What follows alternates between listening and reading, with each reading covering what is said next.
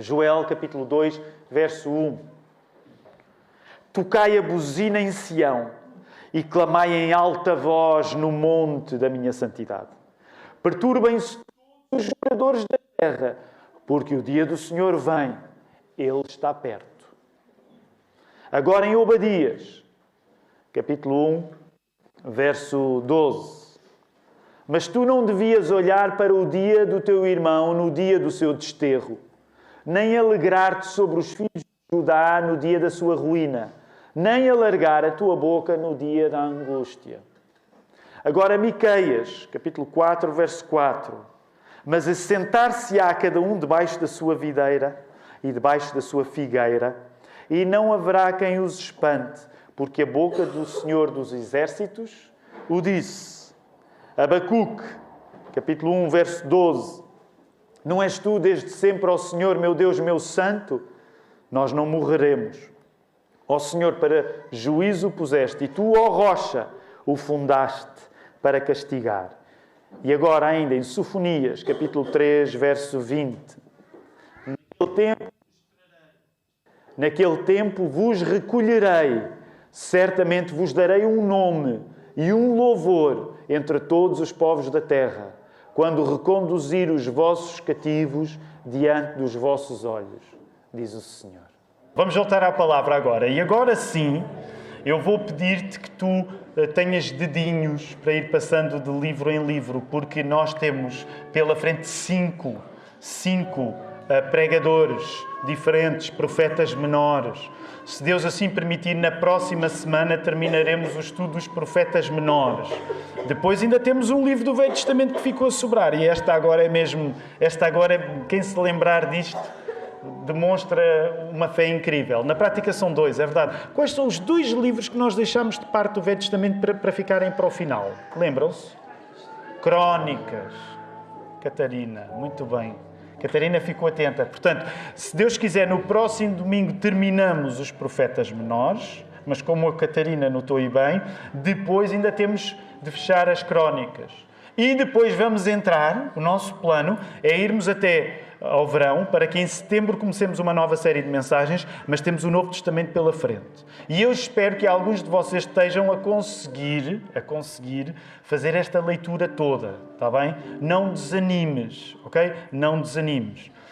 Ainda antes de voltarmos ao sermão, era um terceiro e último anúncio. Aqueles que foram batizados a semana passada são convidados para, no final da mensagem, virem para estes lugares da frente, está bem? Porque vos vai ser servida a ceia do Senhor. Portanto, aqueles que foram batizados na semana passada, no final do sermão, venham, por favor, aqui para as filas das frentes.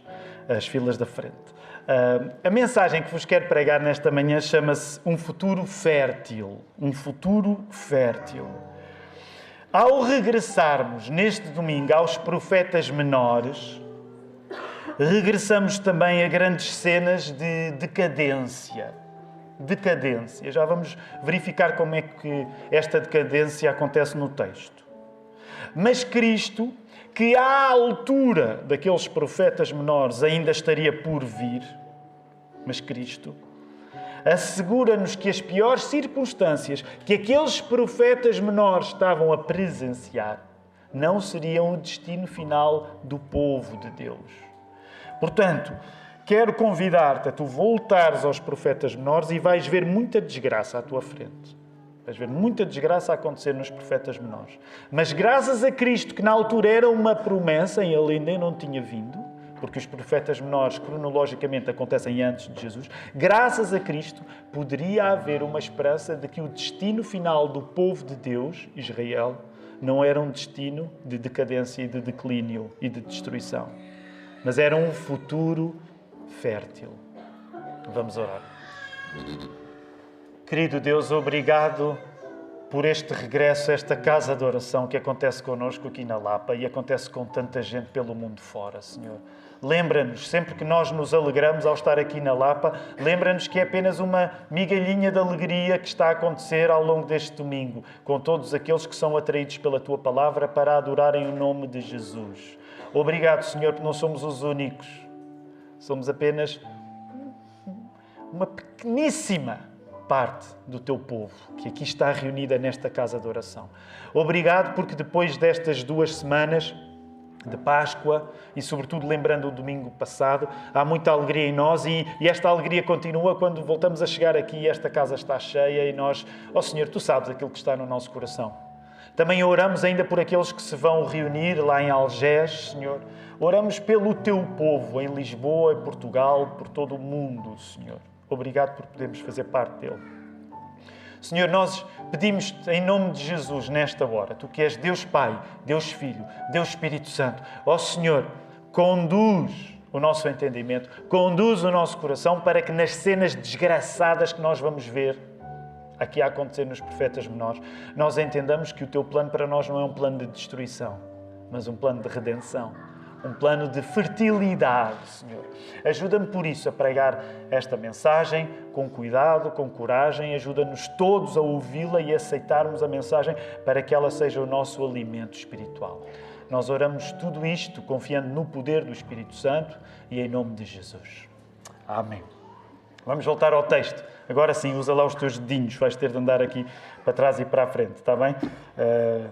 Portanto, agora é aquela altura em que dá jeito, quando a pessoa sabe de cor a sequência dos profetas menores. Mas quem nunca, meus irmãos, quem nunca andou aqui perdido nestes 12 livros? Até eu que sei de cor, às vezes ando aqui a pensar onde é que este está. Portanto, hoje vamos andar aqui um pouco. São 5 profetas num só sermão. Eu não tenho o plano que o sermão seja longo, ainda temos a ceia para tomar. Mas vamos lá, Joel. Primeiro, Joel capítulo 2, verso 1. Porque eu quero que tu voltes a lembrar o verso e fazer um contexto rápido acerca deste livro. Tocai a buzina em Sião e clamai em alta voz no monte da minha santidade. Perturbem-se todos os moradores da terra, porque o dia do Senhor vem, Ele está perto. Então vamos fazer algum contexto para entendermos estas palavras. Perturbem-se. Deus a dizer, perturbem-se. Toquem a buzina. Vamos perceber onde é que estamos quando estamos no livro de Joel. À semelhança de outros dos livros proféticos menores que nós já vimos, Joel é uma pequena coleção de poemas proféticos. Encontras essa frase aí para resumir muito. Joel volta, à semelhança de outros livros que tu já viste nos profetas menores, é uma pequena coleção de poemas proféticos. E é por isso que, uma vez mais, nesta série de mensagens chamada Saber Ouvir, se tu leres o texto em voz alta, tu vais compreender melhor a natureza poética do texto. O texto não é texto corrido, é poesia. Um crente não pode não gostar de poesia. Não pode. E se calhar alguns de vocês já disseram, não gosto muito de poesia. O que tu estavas a dizer sem noção é que não gostas de muitas partes da Bíblia. Okay? A Bíblia está cheia de poesia. Portanto, tu, se és crente, não podes não gostar de poesia porque não estás a gostar da palavra de Deus. Não podes, ok? Por isso, uma das vantagens quando nós lemos em voz alta estes textos é que nos apercebemos que eles são poemas e, por serem poemas, são textos que nos chamam a mais do que, por exemplo, se fosse um texto narrativo, pura e simplesmente narrativo. Ainda por cima, não é só o facto de serem poemas, é o facto de serem profecias. São poemas proféticos. É difícil saber exatamente a época de Joel. Há quem o considere pós-exílico. Quando nós dizemos pós-exílico, o que é que estamos a dizer? Rápido, congregação. O que é que eu estou a dizer quando eu digo pós-exílico, neste caso? Significa que Joel teria sido, se for pós-exílico, teria sido... Quando? Quando é que teria sido escrito? No pós-exílio, e neste caso era qual exílio é que estamos a falar? Do Egito? Não, da Babilónia. Mas há discussão acerca disto. Por exemplo, no esquema que nós estamos a seguir, nós estamos a trazer Joel não para ser pós-exílico, mas estamos a agrupá-lo aos profetas que não são pós-exílicos. Portanto, os profetas que acontecem e que escrevem ainda antes da queda de Jerusalém às mãos da Babilónia. Joel tem muitos aspectos interessantes. E agora eu gostava que tu fosses folhear. Também eu vou-te dizendo, podes ir aí olhando para o teu livro de Joel, são 3 capítulos. Para alguns dos que são mais antigos, aqui na Lapa, não sei se recordam, mas há muitos anos, alguns, não foi assim há tanto, mas talvez há cerca de 10 anos nós estudámos o livro de Joel aqui, mas já foi há muito tempo. Só para tu teres uma ideia, Joel é um profeta que cita outros profetas.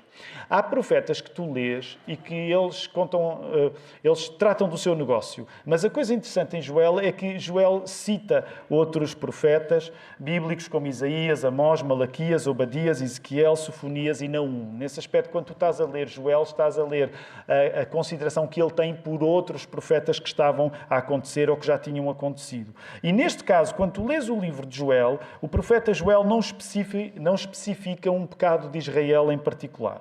O dia do Senhor é invocado, olha aí o capítulo 1, é muito interessante a maneira como o dia do Senhor é invocado.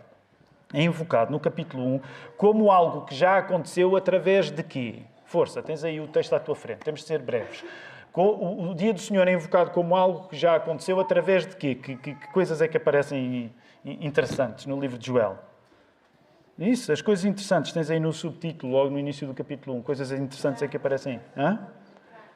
E neste caso uma praga de gafanhotos. Então tens aí o gafanhoto como outro tipo de gafanhoto. É muito interessante, porque a pessoa está a ler, uma vez mais, se tu fores como eu, tu cresceste na igreja, ok? Portanto, estás habituado a ouvir estes textos, mas imagina que tu não cresceste na igreja e de repente estás a ler estes textos. Eles são muito alucinados. Hã? Como assim? Dia do Senhor, gafanhotos, como assim? Pronto, e uma das coisas que eu quero chamar a tua atenção é que no capítulo 1 o dia do Senhor é invocado no passado através desta praga de gafanhotos, mas depois vai ser invocado no futuro no capítulo 2, agora através de exércitos. São imagens muito fortes que Joel usa. Quer a imagem dos gafanhotos, quer a imagem de exércitos. A resposta que deve ser dada ao anúncio do dia do Senhor é o arrependimento. É o coração rasgado. Olha aí, capítulo 2, verso 13. Rasgai o coração e não as vestes. E é esse coração rasgado que vai antecipar a restauração, no verso 21 do capítulo 2. Ó terra, não temas, regozija-te e alegra-te, porque o Senhor tem feito grandes coisas. Só aqui eu pregava outro sermão. Okay? Só nesta ideia tão forte de que antes da restauração tem de existir o teu coração rasgado. Só isto dava uma mensagem. Antes da restauração tem de haver um rasgo no nosso coração. O nosso coração não vai ficar na mesma para que Deus cumpra a sua vontade. Deus vai rasgar o nosso coração. E essa é uma imagem particularmente bonita, porque a restauração do povo de Deus é garantida, mas o coração do povo tem de ser rasgado. No futuro, o Espírito de Deus encherá não apenas o templo, e a figura do templo é muito importante, como nós sabemos, como centro da adoração de Jerusalém, mas no futuro o Espírito de Deus encherá não apenas o templo, mas todo o seu povo, primeiro através do juízo, e depois na renovação de tudo. E na renovação de tudo, tu encontras essa secção a partir do verso 17 e 18 até ao final do capítulo 3. Portanto, vai lá para... Já acabámos, ok? Joel foi muito rápido. A aula de Joel foi muito rápido, porque estamos a andar rápido. Repara aí, a partir do verso 17 do capítulo 3. Assim sabereis que eu sou o Senhor vosso Deus, que habito em Sião, o meu santo monte. Jerusalém será santa e estrangeiros não ocuparão mais. E depois, no verso 18, naquele dia, os montes destilarão vinho novo e as montanhas darão leite. E todos os ribeiros de Judá estarão cheios de águas e sairá uma fonte do templo do Senhor e regará o vale de Sitim. Sim, ler estes textos é complicado. Não é fácil. Mas tu apercebes-te que o elemento que deslinda tudo é um elemento de restauração. Sim, o coração precisa ser rasgado, mas o coração precisa ser rasgado porque Deus cuida das pessoas que são humildes e que têm o seu coração rasgado. Assim, muito rapidamente, Joel ficou tratado. Okay? Vamos já avançar para o próximo. Obadias. Oséias, Joel, Amós, Obadias. Não é? Vamos lá. Obadias é o livro mais curto do Velho Testamento. São 21 versos apenas. Já achaste? Obadias, vai lá. Com Bíblia dá mais jeito, é um pouco à frente. Obadias, 21 versos apenas. Obadias é uma profecia muito curiosa contra o povo de Edom. Quem é o povo de Edom? Rápido, congregação, quem é o povo de Edom? De onde é que vêm os edomitas? Esaú. Quem é Esaú? Esaú é filho de quem? Isaac. Abraão, Isaac, Jacó. Jacó é filho de Isaac e tem um irmão que é Esaú. É de Esaú que vêm os edomitas. Então porquê que Obadias concentra um livro a malhar, permite-me dizer assim, a malhar nos edomitas? Eu vou-te explicar porquê. Porque quando a Babilónia invadiu Jerusalém, os edomitas saquearam e até mataram alguns judeus. Os edomitas ficaram contentes ao ver Jerusalém a cair. Na primeira parte deste livro, nos primeiros 14 versos, Obadias acusa os edomitas de serem orgulhosos e de participarem na queda de Jerusalém. Eles ficaram todos contentes, não sendo eles babilónios, ficaram todos contentes quando viram Jerusalém a cair. Na segunda parte do livro, é muito curta a partir do verso 15, a ira estende-se a todos os povos que, como Edom, são orgulhosos. E há aqui uma ideia que muito brevemente eu gostava de chamar a tua atenção. Porque no hebraico, no original, foneticamente, o som da expressão orgulho de Edom é parecido com o som da expressão orgulho de Adão. Compreendes a ideia? Portanto, significa que Obadias está a condenar o orgulho, a facilidade com que os descendentes de Esaú aproveitaram e fizeram um pouco do sofrimento dos de Jerusalém. E está, no fundo, a dizer que este orgulho de Edom também pode, infelizmente, ser o orgulho de qualquer povo. Todos nós podemos ser orgulhosos. Todos nós podemos ser orgulhosos e cair na crueldade, ficarmos contentes quando alguém se dá mal.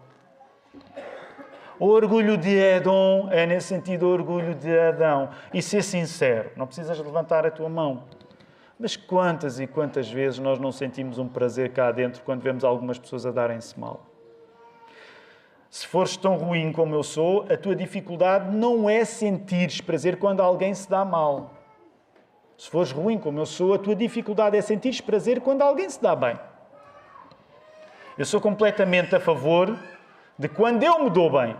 Mas sentir prazer quando alguém se dá bem, às vezes é muito mais difícil. E, no fundo, o orgulho de Edom, dos filhos de Esaú, é muitas vezes o orgulho de Adão, e deste Adão em particular, que o Tiago é.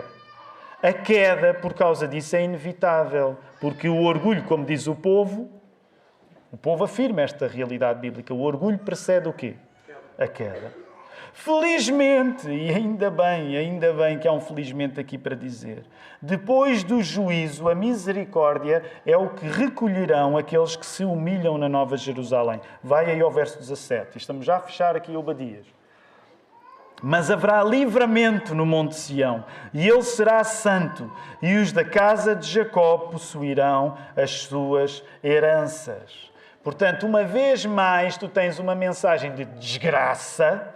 Jerusalém caída suscita o escárnio dos filhos de Esaú, mas felizmente o livro não termina assim. Haverá uma restauração. Rapidamente, vamos avançar ao próximo. Qual é o próximo? Miqueias, neste caso. Só tens de avançar um livro, porque se avançares a seguir a Obadias vem Jonas e depois vem Miqueias. Vamos lá para Miqueias. Miqueias é um livro maior. Miqueias vive em Morzete, na mesma época de Isaías, durante o reino dividido. Portanto, Miqueias acontece até mais cedo do que o livro anterior. Então, Miqueias vive em Morzete, na mesma época de Isaías, durante o reino dividido. E Miqueias acusa Israel. Porquê? Deus aparece para ajuizar os 500 anos de impiedade de Israel. E essa impiedade foi marcada por roubo e ganância. E, portanto, no primeiro capítulo e no segundo capítulo de Miqueias, tens Deus a condenar a ganância. Deus a condenar a impiedade. E no capítulo 3 e no capítulo 4, Deus condena o facto de, em cima da ganância e da impiedade, os pobres serem maltratados. Olha aí o teu capítulo 13 e o teu capítulo 4. Juízo sobre os líderes da nação, diz o meu subtítulo no início do capítulo 3. Portanto, tu vês Deus a condenar esta gente, o seu povo, e o castigo será a queda do templo. A queda do templo. Mas em cada uma destas secções há 2 poemas com uma esperança última. E essa esperança está no novo templo que existirá, já não naquele lugar, mas na Nova Jerusalém. Capital não só de Israel, povo de Deus, mas vai se tornar a capital, a Nova Jerusalém, de todas as nações. E tudo isto vai acontecer através de um novo David. É uma ideia que já falámos noutros domingos. Como apelo final, este novo David vai representar o povo, e como apelo final, o povo deve afastar-se do mal. Olha aí capítulo 6 e capítulo 7. Estamos a avançar rápido. Não é? A exigência que Deus tem com o seu povo. O povo deve afastar-se da prática do mal. Uma das coisas que o povo se deve afastar é da injustiça com os mais fracos, com os mais frágeis, com os mais pobres. Porquê? Porque esse povo está talhado não para ser um povo ganancioso, não para ser um povo que está ok com o sofrimento dos outros, mas para ser um povo justo, como justo Deus é. Israel é finalmente personificado no final do livro através de uma figura sofredora e destruída, clemente pela misericórdia de Deus. Isto está a ser muito rápido, meus irmãos. Mas percebem? Temos aqui a ideia das imagens. As imagens, se tu leres... Eu, por exemplo, ainda ontem voltei a ler. Li estes livros todos seguidos. Se tu leres estes livros todos seguidos, tu podes sair um pouco sem saber o que has de fazer com a leitura. É por isso que a Igreja se reúne para estudar a palavra e termos oportunidade para compreender a Bíblia. Porque muitas vezes, numa primeira leitura, não é fácil nós compreendermos. Nós temos a nosso favor o facto de haver mais de 1000 anos de estudo acerca destes assuntos. E é por isso que eu me posso dar ao luxo aqui de estar a resumir coisas que são complicadas. Mas eu não te quero livrar de tu fazeres o melhor trabalho, que é ires ler estes textos. E escolheres umas secções, no mínimo, para leres em voz alta e sentires a força destes poemas. Mas temos mais 2 ainda pela frente. Rápido. Abacuque. Avança lá para Abacuque. A seguir a Miqueias tens. O que é que vem a seguir a Miqueias? É só folheares a Bíblia, não é difícil. Vem Naum e depois Naum vem Abacuque. Abacuque vive nas últimas décadas do Reino do Sul, no meio de muita injustiça e muita idolatria. Já noutra mensagem te preguei acerca da relação íntima que existe entre a injustiça, seres indiferente aos fracos, e a idolatria. Não é? Já falámos acerca disto há uns domingos. E uma vez mais tu vais encontrar este cenário aqui no profeta Abacuque. Mas há uma coisa curiosa. Se eu tivesse de escolher nestes 5 profetas aquele que chamou mais a minha atenção neste estudo, confesso, escolhi Abacuque. Porquê? Porque no meio de toda esta injustiça, no meio de toda esta idolatria, o profeta Abacuque, em vez de se dirigir ao povo, curiosamente, dirige-se a Deus. A maior parte dos textos dos profetas menores são os profetas a dizer: povo, vocês isto, vocês aquilo, vocês merecem. Isto vai acontecer. Quando chegas a Abacuque, tens uma particularidade, que é o profeta é a voz de Deus, mas de certa maneira volta-se para Deus, ora para Deus. Então isto significa que estes poemas, porque volta a ser um texto poético, são de lamento. E Abacuque está a pedir a Deus: Deus, por favor, faz alguma coisa. Talvez por isso seja mais fácil para ti tu identificares com a leitura de Abacuque. Porque provavelmente nunca viveste momentos em que te sentiste um profeta a vociferar contra os pecados dos outros. Se calhar até já viveste momentos assim. Mas consegues-te identificar muito bem com o momento em que, por sentires que as coisas te estão a correr mal, te voltas para Deus e perguntas: Deus, porquê? É, de certo modo, o que está aqui a acontecer com este profeta Abacuque. Então, são poemas de lamento exigindo que Deus faça alguma coisa. Capítulo 1 e capítulo 2. Por exemplo, o subtítulo no meu primeiro capítulo, aqui nesta edição da Bíblia de João Ferreira de Almeida, século XXI, diz assim: a queixa do profeta por causa da injustiça de Judá. Portanto, ele está a queixar-se. No capítulo 2 diz, curiosamente, a resposta do Senhor. Então, Abacuque está a discutir com Deus, não compreendendo uma coisa muito interessante. Não compreendendo como é que Deus vai castigar o seu povo com um povo pior do que o seu povo, que são os babilónios. Esta é uma das grandes questões que nós encontramos, sobretudo a partir do verso 12. Olha aí, por exemplo, capítulo 1, Abacuque, capítulo 1, verso 12, eu tenho um subtítulo que diz assim: a queixa do profeta pela invasão babilónica. Ó Senhor, meu Deus, meu Santo, por acaso não existes desde a eternidade? Não morreremos, ó Senhor. Puseste este povo para juízo, ó Rocha, tu estabeleceste para correção. Foi o verso que nós já lemos. Este profeta Abacuque está abismado. Senhor, como é que tu vais usar gente pior do que nós para que nós deixemos de ser assim tão maus? É essa a pergunta. E é neste contexto, e olha, estou a assumir contigo, eu nunca tinha entendido tão bem como agora ao preparar-me para esta mensagem. É neste contexto que vai brilhar a grande afirmação que nós protestantes adoramos. O justo viverá pela fé. É aqui que tu vais encontrar. O justo viverá pela fé. O que é que significa tu estares a ler em Abacuque, o justo viverá pela fé? Significa isto. O crente vive numa lógica superior ao ciclo de violência que Deus ia usar com pedagogia. Portanto, Deus ia usar os babilónios, que eram piores do que o povo de Deus, para castigar o povo de Deus, porque o povo de Deus estava a precisar de ser castigado. Estou a simplificar muito. O povo de Deus estava a precisar de ser castigado e Deus decide usar os babilónios para castigar o seu povo. Naturalmente, isto levanta uma questão a Abacuque. Diz, Senhor, como assim? Mas é nesse contexto em que o justo vive pela fé. Porquê? Porque o justo não sabe explicar como é que Deus consegue usar o mal para o bem. Tu sabes explicar. A frase que eu gosto mais e que vocês já ouviram várias vezes, porque eu estou sempre a usá-la, é de Agostinho. Porque é que se Deus é bom, Ele permite que o mal exista? E Agostinho dizia, e eu passo a vida a repetir, porque está mais de acordo com a natureza de Deus tirar bem da existência do mal do que não permitir que o mal exista. É filosófico, eu vou repetir a frase, mas é boa. Não é? Porque está mais de acordo com a natureza de Deus tirar boas coisas do mal existir do que não permitir que o mal exista. Esta resposta é ótima de Agostinho, mas mesmo assim provavelmente tu ainda vais ficar com perguntas. Esta resposta de Agostinho, no fundo, é uma maneira de tentar traduzir o princípio que Abacuque diz aqui. O justo viverá pela fé. Tu não vais ter como compreender como é que Deus usa o mal para coisas boas.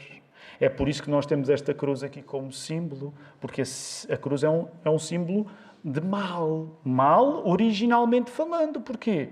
Porque era um instrumento de morte. Mas, paradoxalmente, ela torna-se um símbolo de vida. Tu sabes explicar porque é que Deus permite que o mal exista? Não sabes explicar, mas o justo vive pela fé. O justo não vive pela explicação. Ninguém é bom crente em Cristo por saber responder até odisseia ao problema do mal. O justo viverá pela fé. Tu tens, deixa-me dizer desta maneira, legitimidade para colocar perguntas a Deus, porque Abacuque também as colocou. Senhor, como é que tu vais usar gente pior do que nós para nos tornar menos maus? No entanto, o justo viverá pela fé. É preciso mais do que um ciclo de violência. É preciso mais do que boas explicações. Então o livro vai evoluir para nos dizer que uma economia injusta, trabalho escravo, líderes irresponsáveis e idolatria merecem condenação do profeta. Merecem ais. Nós hoje não temos muita prática de dizer ai. Mas a ideia, ai de ti. Todo este tipo de descuido, quando nós temos uma economia que não pensa nos mais desfavorecidos, quando nós temos trabalho escravo, quando nós temos líderes que são irresponsáveis, quando nós temos idolatria, isso merece que o profeta diz, ai de ti. E o livro termina no capítulo 3 com uma oração. Vai lá, estamos a terminar já o livro.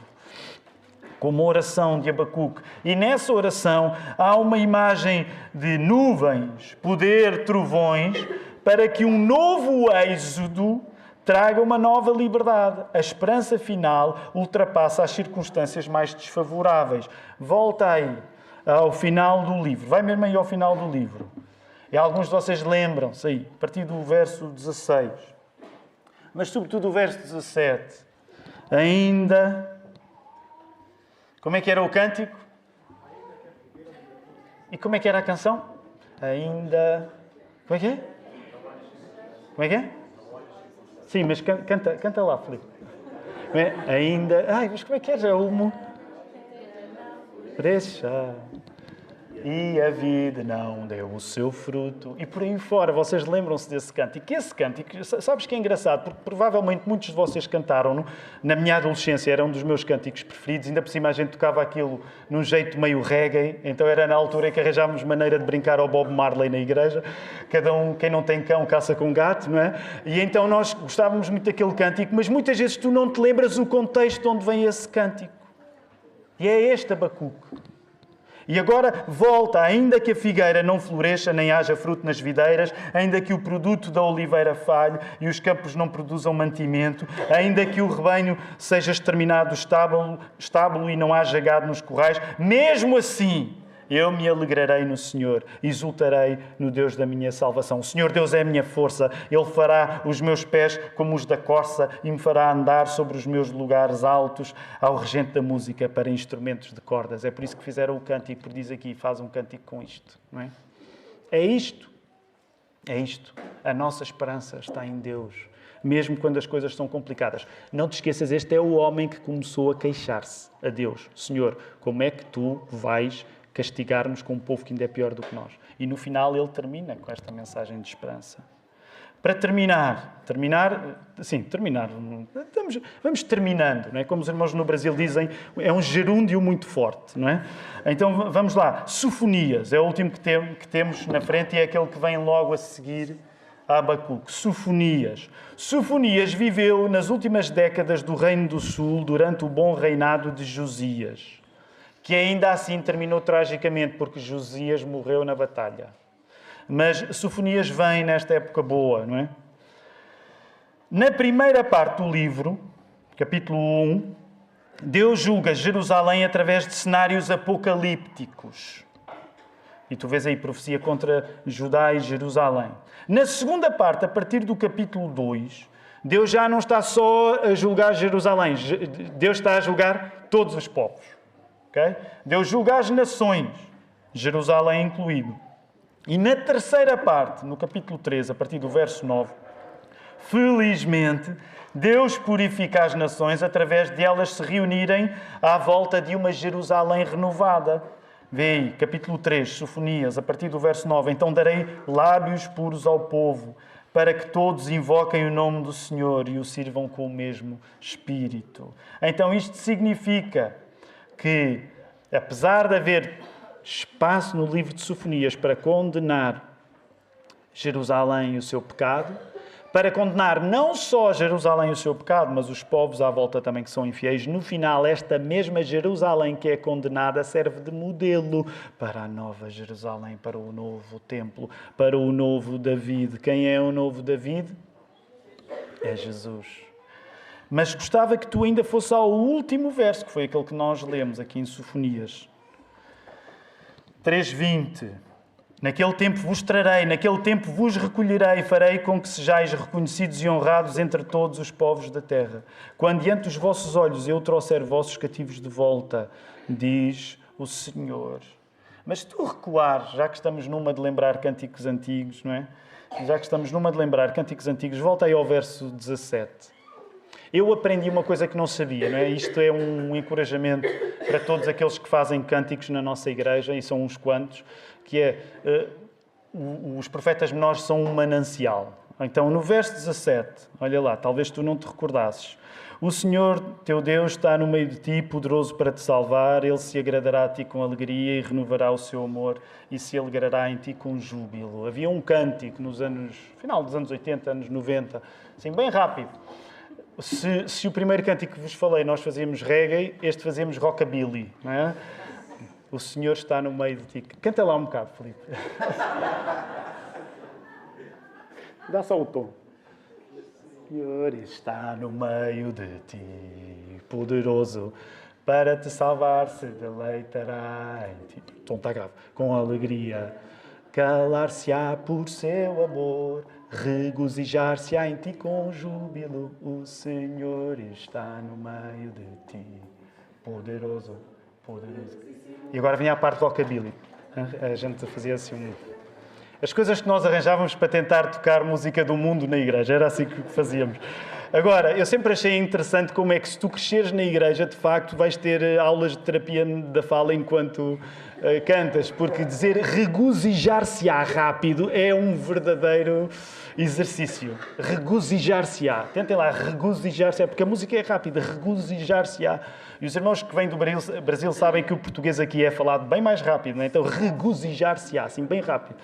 Só os portugueses e os russos é que conseguem fazer isto.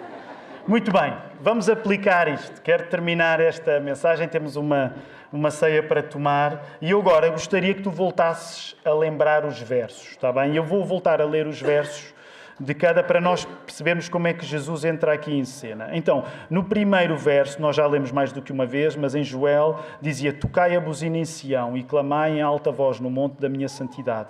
Perturbem-se todos os moradores da terra, porque o dia do Senhor vem, Ele está perto.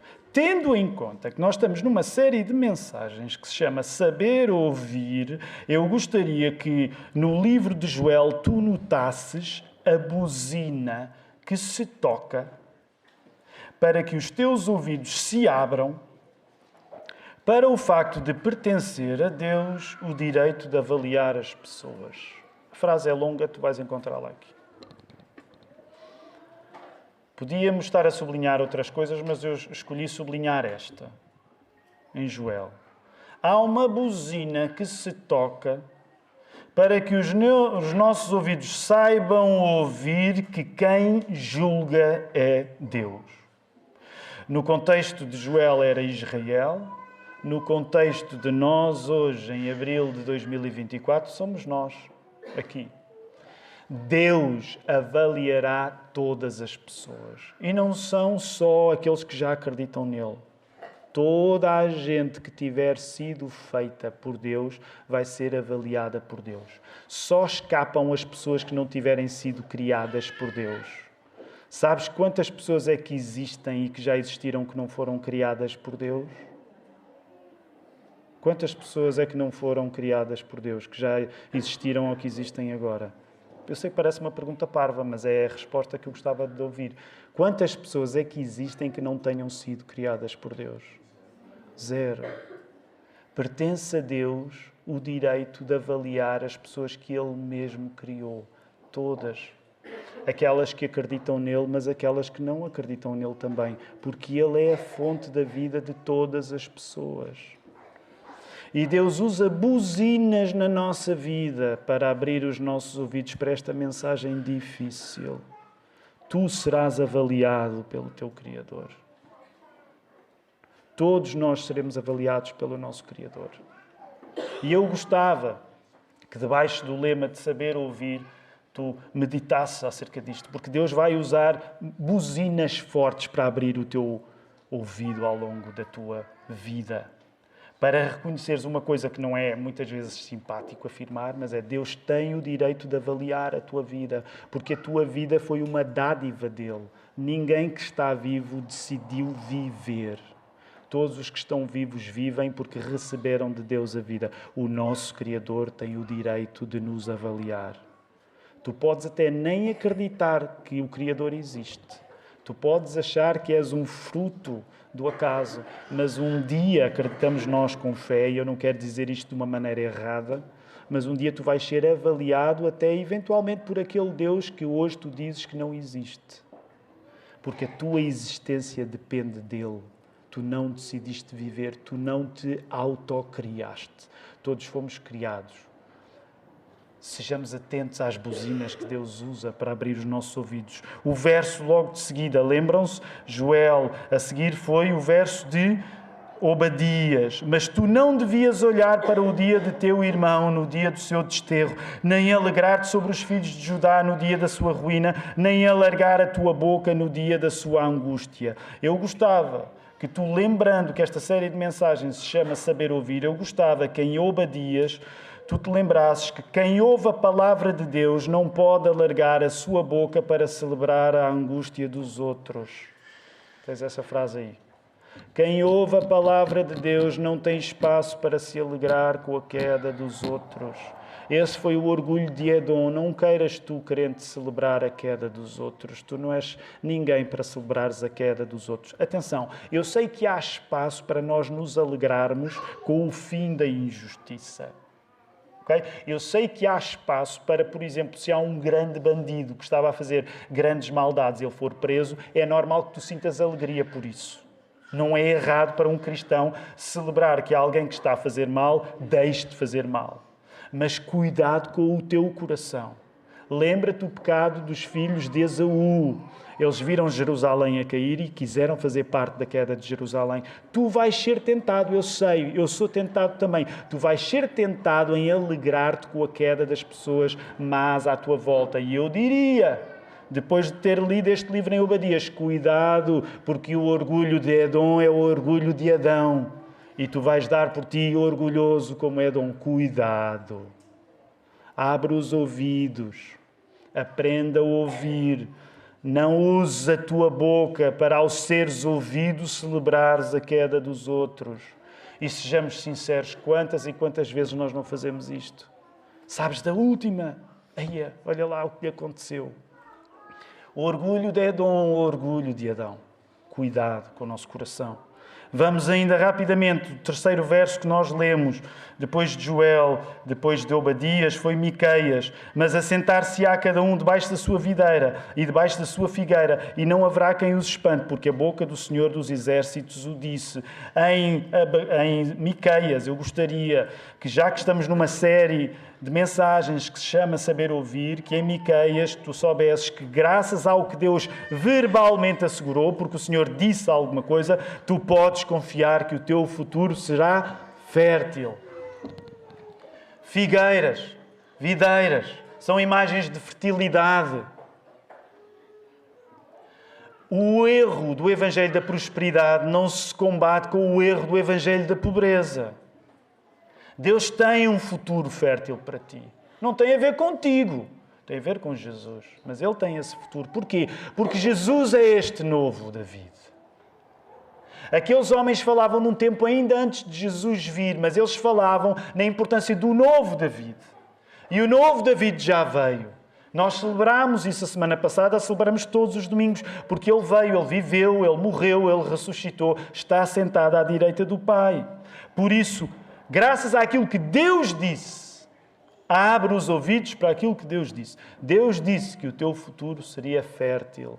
A imagem é de árvores com frutos. O teu futuro é fértil. Amém. Eu acredito que o meu futuro é fértil. Não tem nada a ver com a minha qualidade, mas tem a ver com a qualidade do Deus em que eu creio. E eu acredito em Deus. Eu acredito que o meu futuro será fértil. Rapidamente, Abacuque. Já que estamos numa série de mensagens acerca de saber ouvir, volta a lembrar o que é que Abacuque disse. Não és tu desde sempre, ó Senhor, meu Deus, meu santo, nós não morreremos. Ó Senhor, para juízo puseste e tu ao rosto o fundaste para castigar. Estava Abacuque a discutir com Deus como é que Deus ia fazer essa coisa de corrigir o seu povo com um povo ainda pior. Por isso eu gostava, lembrando que estamos numa série de mensagens chamada Saber Ouvir, que tu em Abacuque notasses que Deus tem os primeiros ouvidos que devem escutar o nosso sofrimento e a nossa segurança também. Encontras a frase aí? A primeira pessoa, tantas vezes isto é repetido aqui na igreja, a primeira pessoa que deve ouvir a tua queixa, se fores casado, não é o teu esposo ou a tua esposa. Não é o teu amigo mais próximo ou a tua amiga mais próxima. Não é o café onde costumas ir tomar uma bica. Não é o grupo com que jogas a bola ou que fazes desporto. A primeira pessoa que tem de ouvir a tua queixa, ensina-nos também, Abacuque, é Deus. Porquê? Porque Deus sabe ouvir. A série chama-se Saber Ouvir e a maior parte das vezes nós estamos concentrados em nós sabermos ouvir. Mas a série chamada Saber Ouvir só é possível porque Deus sabe ouvir, Ele ouve-nos. Portanto, o primeiro lugar, a primeira pessoa que tu deves queixar-te quando não compreendes alguma coisa, nem sequer é a mim que sou pastor. E às vezes concordarás. Às vezes, eu trago aqui uma dúvida para o pastor. Eu quase nunca vos respondo satisfatoriamente, vocês já sabem. Se algum de vocês ficar nesta igreja, por eu ser capaz de responder às vossas perguntas, esta igreja vai ficar vazia. Eu fujo sempre das vossas perguntas, já repararam nisso? Eu respondo sempre a outra coisa qualquer. Porquê? Bem, podia ser um melhor pastor do que sou, esse em primeiro lugar, de facto, por ineficácia e incapacidade. Mas percebe uma coisa, porque muitas vezes mais importante do que tu teres a tua resposta atendida pelo teu pastor, é tu teres a pergunta feita a Deus. Isto agora sou eu, vocês não precisam concordar comigo. Sabem porque é que há tantas essas caixinhas de perguntas no Instagram e pastores infiéis que caem e que respondem às perguntas? Sabem porquê? Porque as pessoas são infiéis, como esses pastores que respondem, e em vez de estar a perguntar a Deus, estão à espera de resposta dos homens. Vai e queixa-te a Deus. Obviamente estou a ironizar. Nada contra os pastores que respondam uma coisa ou outra, às vezes até dá jeito. Mas percebes a ideia? Grande parte das vezes tu trazes perguntas porque não gastaste tempo diante de Deus a fazê-las. Nada contra. Atenção, só para isto fique bem esclarecido. Nós somos uma igreja que, por exemplo, à quinta-feira, nós ouvimos as perguntas e somos edificados pela pergunta do povo e tentamos, de alguma maneira, responder. Mas o que eu quero dizer-te é que nós hoje temos um excesso de perguntas por não passarmos tempo diante de Deus a queixarmos-nos a Ele. E permite-me dizer isto e encerro aqui o assunto. Dá para ver quando as tuas perguntas não são feitas de teres ido primeiro a Deus perguntar. Ficam muito intelectualizadas, ficam muito marcadas pelos debates que o pessoal anda a ter e não são marcadas pelo momento de oração, do encontro com Deus. Não são marcadas pelo teu encontro com o Senhor. São marcadas pelo teu encontro com os homens. Pois as perguntas que tu vens fazer, no fundo, são as perguntas que tu precisas de saber responder para ficares bem visto diante dos homens. Mas não são as perguntas que tu deverias estar a colocar a Deus. Percebes? Por isso mesmo, lembra-te que Deus tem ouvidos para o teu sofrimento. E repara, aparece aí também. É a nossa segurança. Deus assegura-nos a nossa segurança. O último profeta que nós vimos foi Sofonias, não é? E Sofonias o que é que disse? O que é que o texto de Sofonias disse? Naquele tempo vos trarei, naquele tempo vos recolherei, certamente vos darei um nome e um louvor entre todos os povos da terra, quando reconduzir os vossos cativos diante dos vossos olhos, diz o Senhor. Há aqui uma ideia que eu gostava de sublinhar para terminar em Sofonias, que é: nós vamos nos dar a ser ouvidos através do merecido louvor que nós prestamos a Deus. Como é que o povo de Deus é conhecido? Ele sabe ouvir Deus e quando se dá a ser ouvido pelos outros, ele é conhecido pelo louvor que presta a Deus. A melhor resposta que nós temos para dar às perguntas do povo à nossa volta, muitas vezes não é uma pergunta atendida, mas é a presença do nosso louvor continuado. Percebes? Encontras essa frase aí. Nós nos daremos a ser ouvidos através do merecido louvor que prestamos a Deus. É assim que o nosso culto vai terminar. Porque todas estas cenas de desgraça que tu encontraste nos profetas menores, elas apontavam para uma esperança futura que foi respondida em Jesus. No meio de decadências várias que tu encontraste nestes textos dos profetas menores, estes profetas abrem-nos os ouvidos para a esperança de Deus cumprir em Cristo um futuro verdadeiramente fértil. É uma frase longa, vais encontrar aí, é a última. Depois vamos preparar-nos para tomar a ceia. Por isso, os irmãos que foram batizados, não se esqueçam de vir para aqui de seguida. No meio de decadências várias, estes profetas menores abrem-nos os ouvidos para a esperança de Deus cumprir em Cristo um futuro verdadeiramente fértil. Que é para ti. É para mim, é para ti. É essa nossa exposição ao louvor, confiando que Deus não falha na sua palavra. E como é que nós sabemos que Deus não falha? Porque Jesus já veio e Jesus já cumpriu todas as coisas. E Ele teve o direito a dizer uma coisa que nenhum profeta menor antes dele disse. Sabes o que é que Jesus pôde dizer, que nenhum profeta antes dele pôde dizer? Jesus disse na cruz: está cumprido, está consumado. Os outros profetas vinham dizer: vai consumar-se. Mas Jesus foi a consumação. E a partir do momento que tu tomas Jesus como a consumação do plano de Deus, tu podes ter a certeza, não se explica intelectualmente, não se explica emocionalmente, mas tu podes ter a certeza que o teu futuro será fértil. Como é que se responde a isto? Faço quase sempre esta pergunta. Como é que se responde a isto? Responde-se em adoração, responde-se em louvor. Vamos fazê-lo.